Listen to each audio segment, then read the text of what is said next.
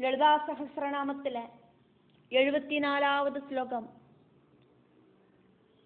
64 കലകൾക്കും ஆசிரியமாயிட்டு சந்திரகலையை சூடின்றிருக்கிற லலிதாம்பிகை, ரொம்ப அழகான ஸ்வீட்டான வார்த்தைகளால பேசுற லலிதாம்பிகை, அட்ராக்டிவான அழகு இருக்கிறவளாக்கும் அம்பிகை. காதம்பரி அப்படிங்கிற பெண் தத்தைய பிரியத்தோடு கூடிட்டு கையில வச்சுருக்கிற தேவி, வரங்களை கொடுக்கிற தேவி, அழகான கண்கள் இருக்கிற தேவி, வாருணி நாடிய கண்ட்ரோல் பண்ணி அவிஹ்வலையாயிட்டு இருக்கிறவளும் லலிதாம்பிகை தான் அப்படின்னு லலிதாம்பிகைய வாக்தேவிகள் ஸ்துதிக்கிறார். கலாவதி கலாலாபா காந்தா காதம்பரே பிரியா வரதா வாமநயனா வாருணி மதவிஹ்வலா. இந்த ஸ்லோகத்துக்குள்ள இருக்கிற பதங்களை பார்க்கிறோம். கலாவதி,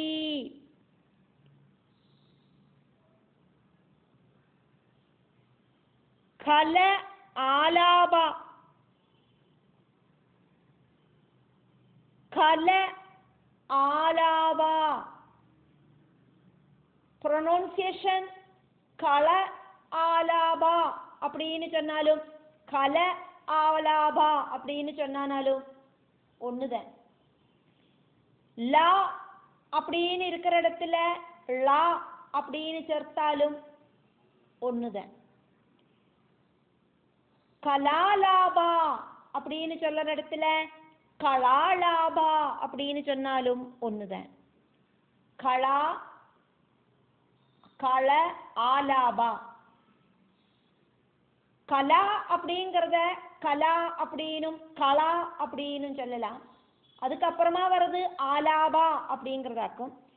அதனால கலாலாபா அப்படின்னும், அப்படி இல்லை அப்படின்னாக்கா கலாலாபா அப்படின்னும் சொல்லலாம்.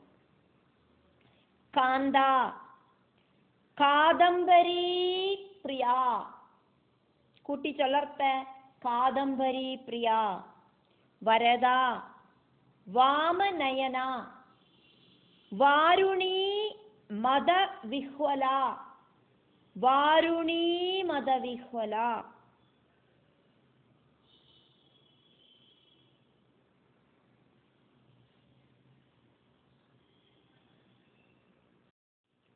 முன்னூற்றி 27வது நாமம் கலாவதி.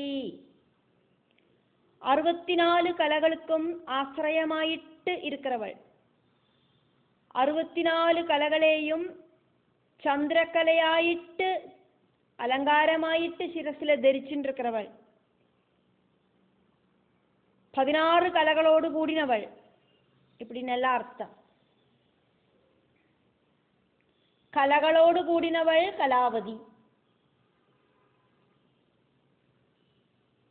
64 கலாதேவிகளோடு கூடினவள் அப்படிங்கிற அர்த்தத்துல நம்ம 236வது நாமம் பார்த்தோம். சதுஷ்டி கலாமயி அப்படின்னு.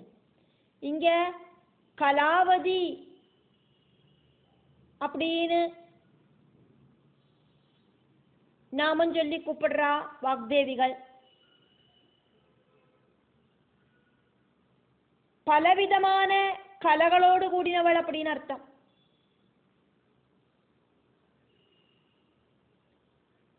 சுகுமார கலைகளோடு கூடினவள் அப்படின்னு அர்த்தம்.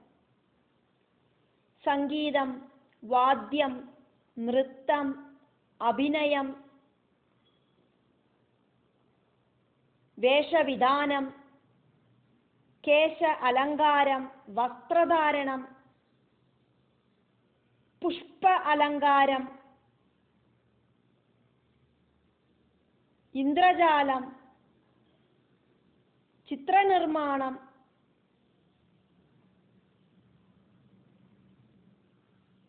പൂക്കളെ മാലയായിട്ട് കെട്ടുறது കൂടിയും ഒരു കലയാക്കും. ചമയൽ പண்றது ഒരു കലയാക്കും. അക്ഷര ശ്ലോകങ്ങളെ ചൊല്ലறது കലയാക്കും. പ്രവചനം നടത്തുறது കലയാക്കും. கிரந்தபாராயணம் பண்றது கலையாக்கும்.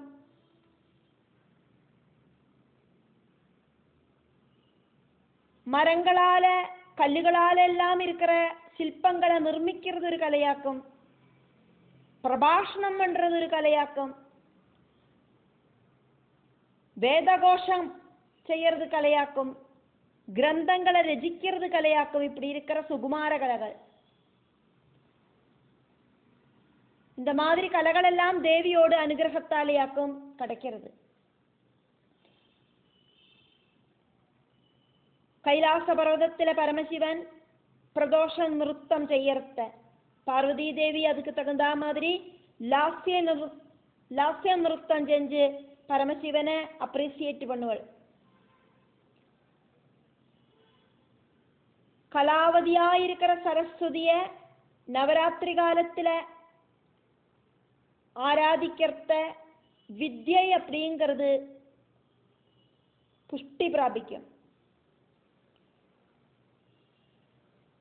வித்யக்கு என்னெல்லாம் ஆக்குமோ டூல்ஸ் உபயோகிப்போம், அதெல்லாம் தேவியோடு முன்னால சமர்ப்பிச்சு ஆராதிக்கிறத அதுல இருக்கிற அந்த பிராகல்பியம் அப்படிங்கிறது ஜாஸ்தியாகும்.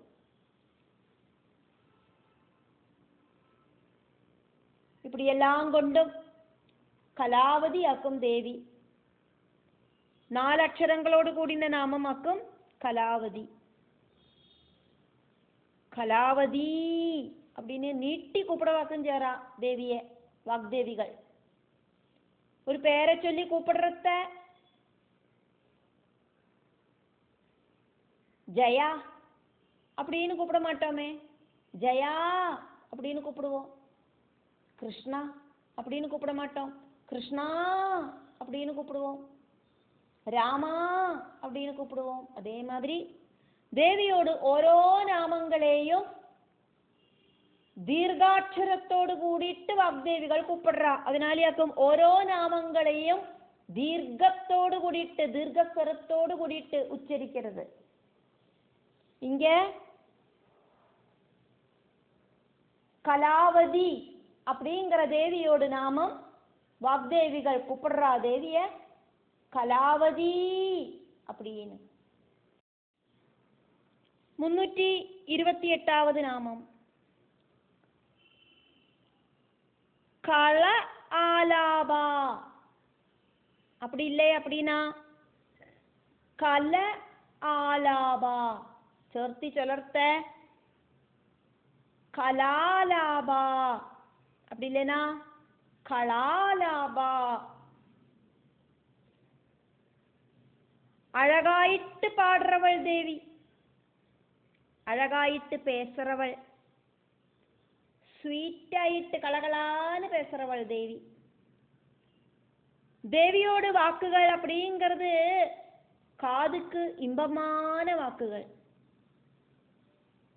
தேவி வாயை திறந்து பேசின சத்தத்தை கேட்டுட்டு சரஸ்வதி தேவி தலைய கும்பிட்டு நின்னாளாம். சரஸ்வதி தேவியோடு வீணையிலேந்து மீட்டற நாதம் அப்படிங்கிறது ரொம்ப ஸ்வீட்டு. அந்த நாதத்தை தோக்கடிக்கிறதாக்கும் தேவியோடு பேச்சு. ഗാന രൂപത്തിലെയാനാലും പേച്ചു രൂപത്തിലെയാനാലും காதுக்கு இன்பத்தை கொடுக்கிற ஸ்வரம், அந்த சிரவண சுகம் கொடுக்கிற அந்த சப்தங்கள் அப்படிங்கிறது தேவியோடு அனுகிரகம் இருக்கிறவாளுக்கு மட்டும்தான் கிடைக்கும். கண்டத்திலேந்து வெளியில வர சப்தத்துக்கு பேராக்கும் வைகரி. சுஷ்மனா நாடியோடு ചുറ്റിലും நிறைய നാഡികൾ இருக்கு. അതിലെ ഇമ്പോർട്ടന്റ് ആനതാക്കും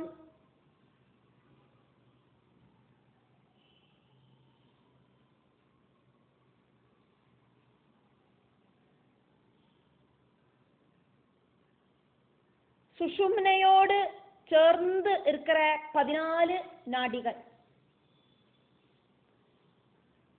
இடா, பிங்களா,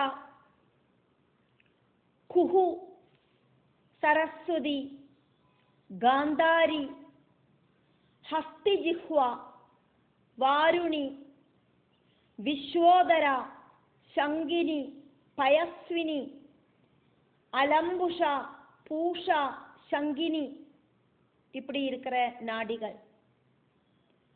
சுஷும்னா நாடிய வைஷ்ணவி நாடி அப்படின்னு சொல்லப்படுறது. முக்திக்கான மார்க்கம் ஆயிட்டாக்கும் வைஷ்ணவி நாடிய எடுத்து சொல்லப்படுறது. சுஷும்னையோடு இடது பக்கமாயிட்டு இடா, வலது பக்கமாயிட்டு பிங்களா. இடா நாடியோடு வழியா, அப்படி இல்லைன்னா இடா நாடி வழியா சந்திரன் அப்படின்னு பேர் இருக்கிற பிராணவாயுவும், பிங்களை அப்படிங்கிற நாடி வழியா சூரியன் அப்படின்னு பேர் இருக்கிற பிராணவாயுவும் சஞ்சாரம் பண்றது. சரஸ்வதி நாடி சுஷும்னையோடு வலது பாகத்திலையும், குஹு அப்படிங்கிற நாடி இடது பாகத்திலையும் இருக்கு. இடா அப்படிங்கிற நாடியோடு பின்பாகத்துல காந்தாரி நாடியும் முன்பாகத்துல ஹஸ்திஜிஹ்வா நாடியும் ஸ்திதி பண்றது. பிங்களையோடு பின்பக்கத்துல பூஷா நாடியும் முன்பக்கத்துல யசஸ்வினி நாடியும் இருக்கு. விஸ்வோதர நாடி குஹுவிக்கும் ஹஸ்திஜிஹ்வைக்கும் நடுவுல ஸ்திதி பண்றது. குஹு நாடிக்கும் ஹஸ்திஜிஹ்வா நாடிக்கும் நடுவுல ஸ்திதி பண்றது. குஹுவுக்கும் யசஸ்வினிக்கும் நடுவுல வாருணி நாடி இருக்கு. பூஷைக்கும் சரஸ்வதிக்கும் நடுவுல பயஸ்வினியும், காந்தாரிக்கும் சரஸ்வதிக்கும் நடுவுல சங்கினியும்,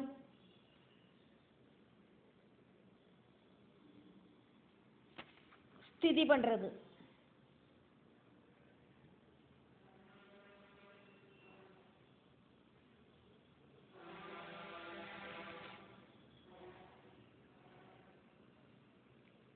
கந்தா மத்தியத்துல அலம்புஷையும் இருக்கு. சப்தம் இந்த நாடிகள் வழியா சஞ்சரிச்சு வைகரி ஆயிட்டு வெளியில ஒழுகிறது. இந்த നാടികളൊന്നും ഒരു ശരീരത്തെ വെട്ടിമുറിച്ചാ കണ്ണുകളാലെ കാണർത്തുക്കൊന്നും സാധിക്കാതെ. ഇതെല്ലാം സാധകர்களோடு അനുഭവത്താല மட்டும் தான் தெரிஞ்சுக்கிறதுக்கு சாதிக்கும். சாதகர்கள்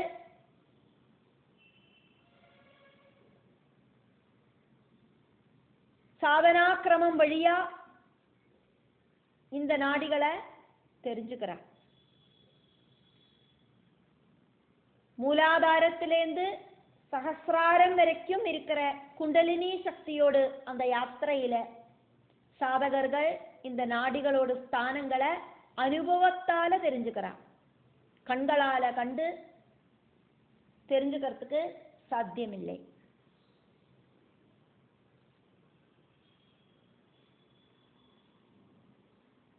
கலா ஆலாபயான தேவிய கலாலாபயான தேவிய வழிபட்டா, அந்த தேவியை அனுகிரகிச்சானா, நாடிகளை கண்ட்ரோல் பண்ணற தன்னோடு கலாதேவிகளால. இப்ப இത്രയും நாடிகளை നമ്മൾ சொன்னோமே, இந்த நாடிகளுக்கெல்லாம் அதிதேவதைகளுண்டு. இந்த தேவிகளால பக்தனோடு சப்தத்தை ரொம்ப இனிமையாக்கிடுவள் தேவி.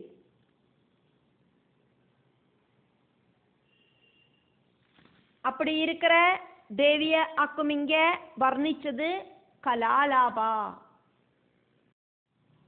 4 അക്ഷരങ്ങളോട് കൂടിന നാമമാക്കും കലാലാപ. 329வது നാമം കാന്ത. 2 അക്ഷരങ്ങളോട് കൂടിന നാമമാക്കും ഇത്. കൃഷ്ണപക്ഷ ഏകാദശിയില இருக்கிற രാത്രി ദേവതയാക്കും കാന്ത. കാമേശ്വരനോട് പ്രിയതമயான தேவி. ரொம்ப ரொம்ப அட்ராக்டிவான அழகு இருக்கிற லலிதாம்பிகை. காந்தா அப்படின்னா மனைவி அப்படின்னு அர்த்தம். தேவி பரமேஸ்வர பத்னி ஆக்கும்.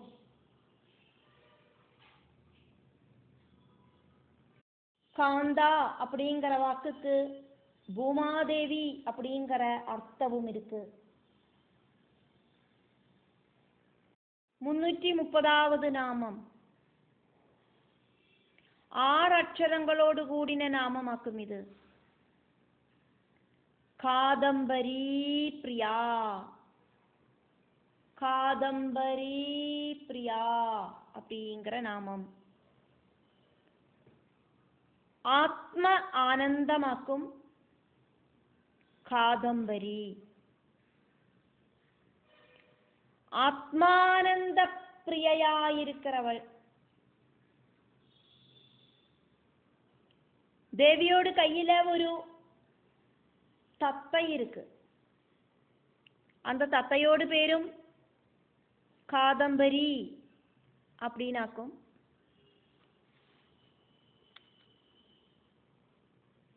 கதம்ப பூக்களிலேந்து எடுக்கிற எசன்ஸுக்கு பேரு காதம்பரி. இப்படி பலவிதமான அர்த்தங்கள் உண்டு காதம்பரிக்கு. காதம்பரி அப்படின்னா இங்க தேவியோடு கையில இருக்கிற பெண் தத்தை அப்படின்னு அர்த்தத்தை எடுத்துக்கலாம். பேரட். தேவிக்கு எப்பவும் கூட இருக்கிற அந்த கிளிய ரொம்ப பிடிக்கும்.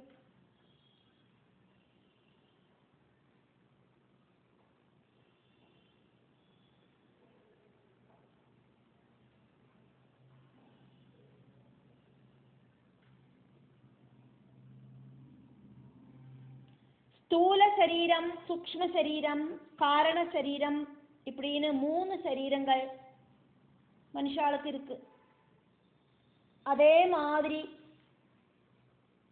ஓரோ வாக்கிலையும் இந்த திரிபுடி இருக்கு.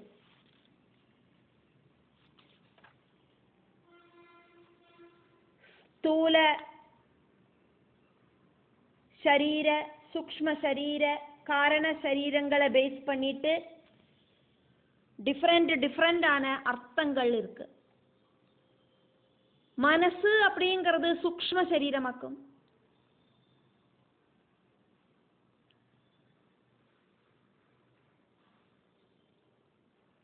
മനസ്സ ഉന്മാദ അവസ്ഥയില കൊണ്ടെത്തിക്കിற ഏതൊരു വിഷയവും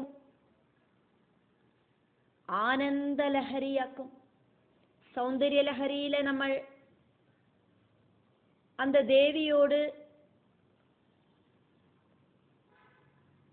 உபாசனையில பரமானந்தம் அனுபவிக்கிற தேவி உபாசகர்களை കാണறதுக்கு சாதிக்கும்.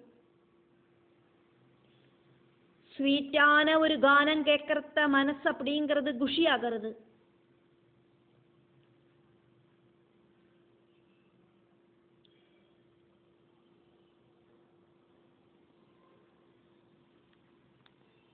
பகவானை கூப்பிட்டு நம்ம பஜனை பாடுறத நம்மளோட மனசு அப்படிங்கிறது பகவானில லயிக்கிறது.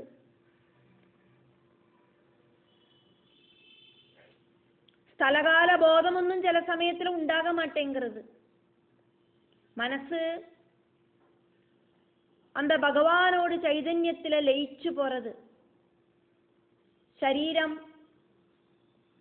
പുല്ലരിக்கிறது, ஆனந்த கண்ணீர் வரது, வாக்குகள் எடறது பக்தனுக்கு. ഇതെല്ലാം ആനന്ദ അനുഭൂതികളാക്കും, ഭക്തിയോട് ലക്ഷണങ്ങളാക്കും, ദിവ്യமான ഭക്തിയെ പ്രകടിപ്പിக்கிறதாக்கும்.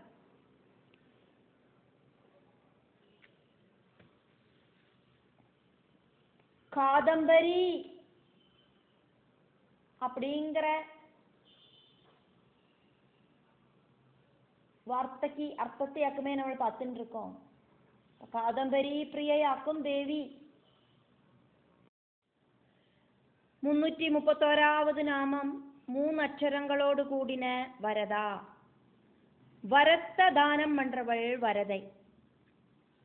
தேவி உபாசகர்களுக்கு அவ என்னெல்லாம் ஆக்குமோ ஆக்ரஹிக்கிறா, அந்த ஆக்ரகங்களை பூர்த்தி பண்றதுக்கான வரங்களை கொடுக்கிறவள் தேவி.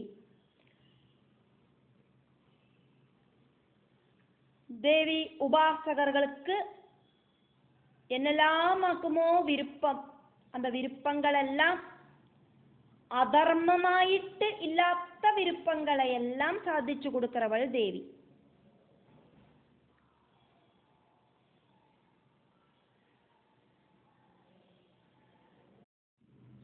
त्वदन्यपाणिभ्यामभयवरदो दैवदगणस्त्वमेका नैवासि प्रकटितवराभित्यभिनया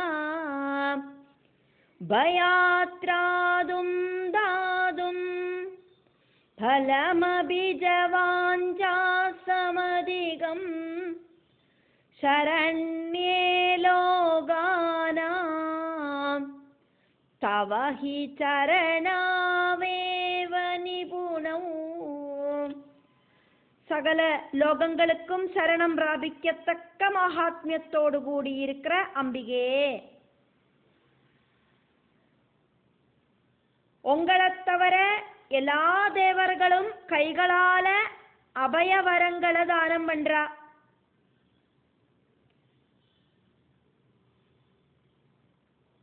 நீங்கள் மட்டும் கைகளால ஸ்பஷ்டமாயிட்டு செய்யப்பட்ட வர அபயமுத்ரகளோடு கூடி பவிக்கிறதில்லை. அது மட்டுமில்லை, பயத்திலேருந்து காப்பாத்துறதுக்கும் ஆக்ரகங்களை சாதிப்பிச்சு கொடுக்கறதுக்கும் அதுக்கான வரதானங்களை செய்யறதுக்கும் நீங்கள் பாதங்களையாக்கும் உபயோகிக்கிற. தேவியோடு பாதங்களுக்கு வரம் கொடுக்கறதுக்கான சக்தி இருக்கு அப்படின்னு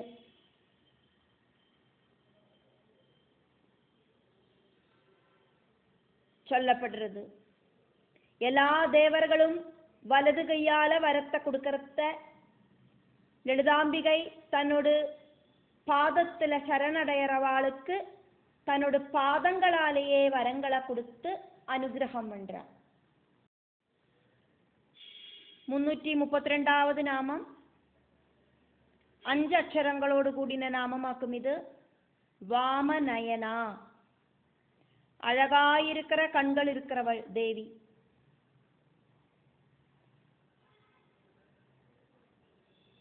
ஒவ்வொருத்தரையும் அவாவாளோடு கர்மபலங்களுக்கு கொண்டு செல்லறவள் தேவி. வாம மார்க்கம் அப்படிங்கிற பூஜா சம்பிரதாயம் வழி பூஜிக்கிறவாள அதுக்கு கொண்டு வந்து செல்லறார் தேவி. வாமம் அப்படிங்கிற சப்தத்துக்கு அழகு அப்படிங்கிற அர்த்தம் இருக்கு. அழகான கண்களோடு கூடினவள் தேவி, அதனால வாமநயனா.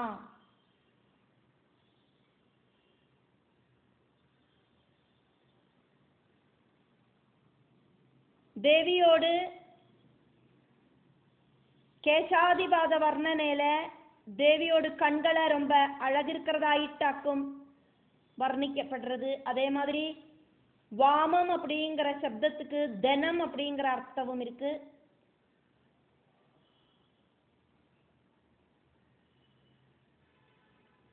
தனம் அப்படிங்கிறது ஐஸ்வர்யமாக்கும். தேவி பக்தர்களை ஐஸ்வர்யத்துக்கு கொண்டு வந்து சேர்க்கிறவளாக்கும் தேவி. அதனால வாமநயனா, நயிக்கிறவள். தனம் அப்படிங்கிறது வாமம் அப்படிங்கிறது தனம், வாம நயனா நயிக்கிறது, கொண்டு செல்லுறது, ஐஸ்வர்யத்துக்கு கொண்டு செல்லுறது.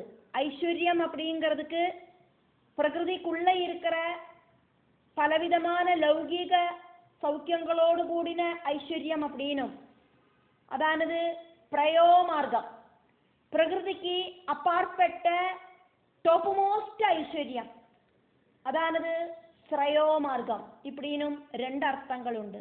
അപ്പോ ഇഹലോക സ്വർലോക അതേമാതിരി മോക്ഷസൗഖ്യത്തെയും കൊടുക്കറവളാക്കും ലളിതാംബികൈ ദേവി.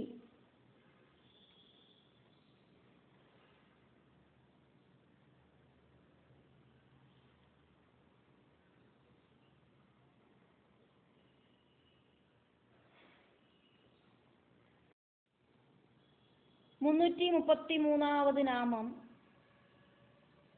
8 അക്ഷരങ്ങളോട് കൂടിന നാമമാക്കും. ഇത് വാരുണീ മതവിഹ്വല. വാരുണി നാടിയെ ജയിച്ച് അവിഹ്വലയായിട്ട് ഇരിக்கிறവൾ. വാരുണി മതത്തെ അവിഹ്വലയാക്കിനവൾ அப்படின்னு அர்த்தம்.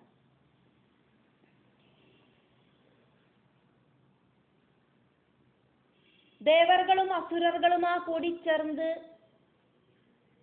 പാലാഴി മദനം பண்ணின. பாலாழியிலேந்து உயர்ந்து வந்த வாருணி தேவி, அந்த வாருணி தேவிய அசுரர்களுக்கு கொடுத்தார் பகவான் விஷ்ணு.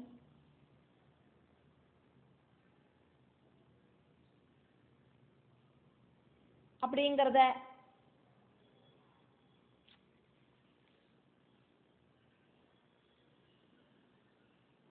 இங்க எடுத்துட்டு அர்த்தத்தை பார்த்தானா,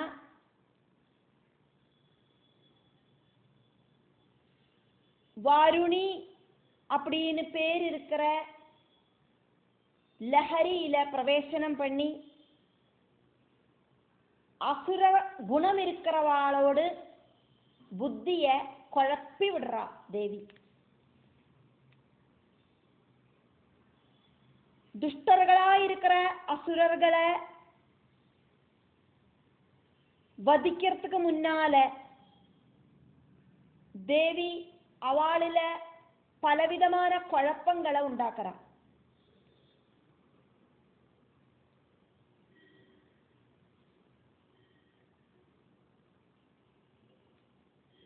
ലഹരി ശക്തിയായിട്ട് പരിണാമം സംഭവിച്ച് അസുരர்களோடு വിവേക ബുദ്ധിയെ ഇല്ലാമ പണി துஷ்ட நிகிரகம் செய்யறா தேவி. புத்தி அப்படிங்கிறது கரெக்டா ஒர்க் பண்ணலை அப்படின்னா குழப்பம் அப்படிங்கிறது வந்து சேரும்.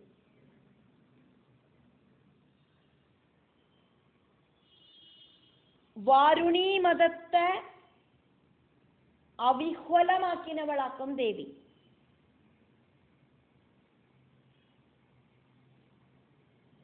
வாருணி நாடிய கண்ட்ரோல் பண்ணி ஜெயிச்சு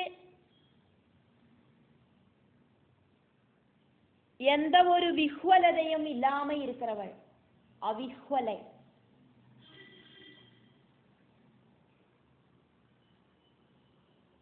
சஜ்ஜனங்கள் ஆக்கும் தேவர்கள் அப்படின்னு சொல்லப்படுறது, துஷ்ட புத்தியோடு கூடினவாளாக்கும் அசுரர்கள் அப்படின்னு சொல்லப்படுறது. அசுர நிகிரகம் செய்யறதுக்கு வாருணி தேவி அசுரர்களோட புத்திய ஒரு லஹரியாയിട്ട് குழப்பி விடுவாள்.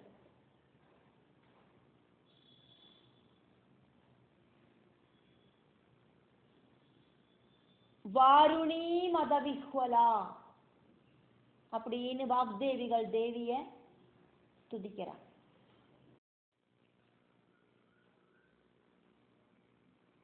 സമുദ്രത്തോട് அதிபதியும் പാതാള ലോകത്തിലെ இருக்கிற അസുരர்களோடு നേതാവുമാക്കും വരുണൻ. വരുണനോട് ശക്തിയാക്കും വാരുണീ ദേവി. സ്വന്തം ആത്മാവിലെ ലയിച്ച് ആനന്ദത്തിലെ இருக்கிறவளாக்கும் ദേവി.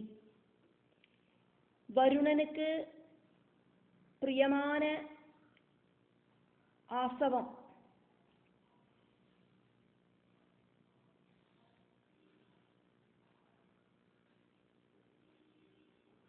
அதில் லயிச்சுன்னு இருக்கிற தேவி. ஈந்தப்பழம், அதானது பேரீச்சம்பழத்திலேருந்து எடுக்கிற ரசாயனம், அந்த ஆசவமாக்கும் வருணனுக்கு பிரியപ്പെട്ട ஆசவம். அதில் லயிச்சுன்னு இருக்கிற தேவி.